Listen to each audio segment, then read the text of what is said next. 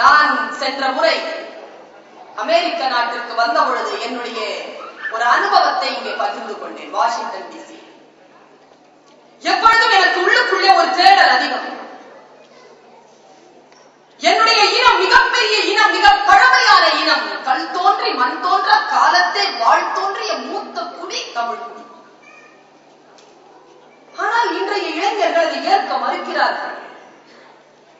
அறிவியல் பூர்வமாக அவர்கள் கேட்கிறார்கள், கல்லும் தோன்றல மண்ணும் தோன்றல, எப்படி வாழ் தோன்றுச்சு? அதை வச்சுக்கிட்டு மனுஷன் எப்படி தோன்றுனா? கேள்வி கேட்கிறது நம் தலைமுறை. நம்மை போல் நம் முன்னோர்கள் எது செய்தாலும் முனைவன் கண்டது முதல் நூலாகும் என்று சொல்லி ஏற்றுக்கொள்ளக்கூடிய பக்குவத்தில் இன்றைய தலைமுறை இல்லை. கேள்வி கேட்கிறார். புதுமை பித்தன் எழுதுகிறார், இந்த உலகத்திலேயே மனுஷனுக்கு முன்னால பிறந்தது குரங்குதான் அப்படின்னு சொன்னா கூட தமிழன் அந்த குரங்கிலையும் மூத்த குரங்கு தமிழ் குரங்குதான் என்று பேசுவான் என்று கேள்வி பேசுகிறார். முதன்மையாக இருப்பது மிகப்பெரிய விடயம் இல்லை நண்பர்களே. மூத்தவர்கள் நாம் என்று சொல்லிக் கொள்வதில் எந்த பெருமையும் கிடையாது. அந்த பெருமைக்கு கீழே அடிநாதமாக இருக்கக்கூடிய நம்முடைய வாழ்வியல் ஆதாரங்கள், தத்துவங்களை பற்றிய அறிதல் அடுத்த தலைமுறைக்கு நாம் விட்டு சென்றால் ஒழிய நாம் அடுத்த தலைமுறைக்கு நன்மை செய்தவர்களாக இருக்க மாட்டோம். நான் வாஷிங்டன் டிசிக்கு வந்தவள் அருங்காட்சியகத்திற்கு என்னை அழைத்து சென்றார்கள். நான் கேட்டேன், நம் தமிழினம் இருக்கிறதே அது 3000-4000 ஆண்டுகள் பழமையா? அப்படி ஏதேனும் ஒரு இனம் உங்களிடத்தில் இருக்கிறதா? காட்ட முடியுமா? ஓ, காட்டுகிறேன் வாருங்கள் என்று அழைத்து சென்றார்கள். அந்த அருங்காட்சியகத்திலே ஒரு இருட்டான மூலைக்கு அழைத்து சென்றார்கள்.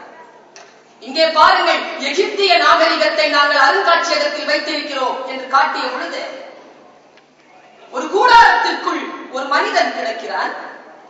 பக்குவம் செய்திருக்கிறார்கள். சொல்லுகிறார்கள், 5000 வருடத்திற்கு முன்னால் இருந்த என்னுடைய முன்னோர் இவன், என் காலம் என்னுடைய இனத்தின் காலம் 5000 ஆண்டுகள் என்றவன் பேசினான். நான் யோசித்து பார்த்தேன், தமிழ் குடி மூத்த குடி ஆயிற்று. அறிவியல் ஆதாரங்களாக நம்முடைய குடி மூத்த குடி என்பதற்கு என்ன ஆதாரங்களை நாங்கள் வைத்திருக்கிறோம் என்று யோசித்து பார்த்தேன். நம்மிடத்தில் மன்னர்களுடைய புணங்கள் இல்லை. நம் தலைவர்கள் எல்லாம் போர்க்களத்திலே விழுந்துபட்டவர்கள். அந்த போர்க்களத்திலே விழுந்துபட்டவர்களுடைய புணங்களை வைத்துக் கொண்டு நாம் வரலாறுகளை சொல்லுகின்றவர்கள் இல்லை. நம் மன்னர்கள் எங்கே இருக்கிறார்கள் என்று என்கின்ற தகவல் நமக்கு தெரியாது. அவர்கள் எங்கே புதைக்கப்பட்டார்கள் என்கின்ற வரலாறு நமக்கு தெரியாது. எகிப்திய நாட்டுக்காரன் புணங்களை தோண்டி எடுத்து வைத்துக் கொண்டு தன் வரலாறை சொல்லிக் கொண்டிருக்கிறார். ஆனால் தமிழர்களாகிய நாம் பிணங்களை வைத்துக் கொண்டு நம்முடைய வரலாறை, நம் மண் வரலாறை சொல்லவில்லை. நாம் உயிர் மூச்சாக நினைக்கக்கூடிய இந்த மொழியை தோண்டித்தான் நாம் நம்முடைய வரலாறை சொல்லிக் கொண்டிருக்கிறோம். வரலாறு என்பது உயிர் மூச்சு நமக்கு. சரித்திரம் தேர்ச்சிக்கொள் என்றான் பாரதி.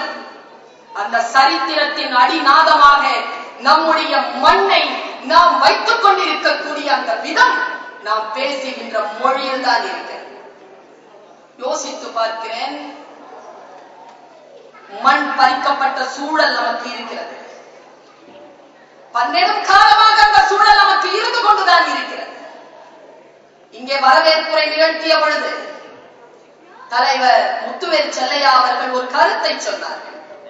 அப்பொழுது அரங்கம் நிறைந்திருக்கவில்லை. அவர் சொன்ன வார்த்தைகள் நம்மில் எத்தனை பேருடைய காது செவிப்பறைகளில் பட்டது என்று கூட எனக்கு தெரியாது. ஆனால் உயிரிலே ஊடுருவக்கூடிய வார்த்தைகளை அவர் சொன்னார். இந்த உலகத்திலே எந்த ஒரு தேசத்தில் நின்று கொண்டு எந்த அரசியல் அமைப்பிற்கும் சத்தம் போடாமல், பயப்படாமல் நாம் சுயமாக கருத்து பேச முடியும் என்றால் அது அமெரிக்க நாடுதான். அமெரிக்க நாட்டில் தான் நமக்கு கருத்து சுதந்திரம் இருக்கிறது. அது பேசக்கூடிய வாய்ப்பு நமக்கு இருந்தாலும் கூட நாம் பல உண்மைகளை பேச அச்சப்படுகிறோமே, ஏன் என்று கேட்டார். மண் பயனுற வேண்டும் என்பது என்னுடைய தலைப்பு. நான் தலைப்பிற்கு பிசகாமல் பேசுகிறேன். யாரோ எந்த மூலையிலோ இருக்கக்கூடிய ஒருவனாக இருந்தாலும் கூட அவனுடைய தேசம், அவனுடைய நிலம், அந்த தமிழனுடைய நிலம் பறிக்கப்படுகின்ற பொழுது உலகத்திலே இருக்கக்கூடிய எந்த மூலையில் இருக்கக்கூடிய தமிழனும் குரல் கொடுத்தான் என்று சொன்னால் அவன் உண்மையிலேயே மானமுள்ள தமிழனாக வாழ்ந்து கொண்டிருக்கிறான் என்று பொருள். ஏன் தெரியுமா? தமிழனுக்கு முதல் பொருள் எது? நிலம்தான் முதல் பொருள். அவன் கருப்பொருள் உரிப்பொருள்களை அடுத்ததாகத்தான் வைத்தான். அவன் முதலில் வைத்தது முதல் பொருளைத்தான். குறிஞ்சி, மருதம், நெய்தல், பாலை என்று அவன் தன் நிலங்களை பிரித்து ஆட்சி செய்தவன்.